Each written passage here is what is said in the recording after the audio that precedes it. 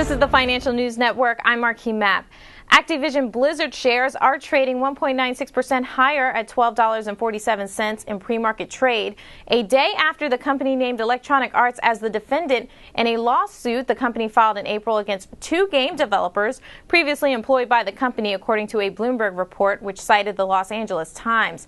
The suit accused Electronic Arts of plotting to, quote, destabilize and destroy the company's Infinity War unit. Activision Blizzard is seeking $400 million in damages. Activision Blizzard has a potential upside of 18.8% based on a current price of $12.23 and an average consensus analyst price target of $14.53. Activision Blizzard is currently above its 50-day moving average of $11.69 and above its 200-day of $11.32.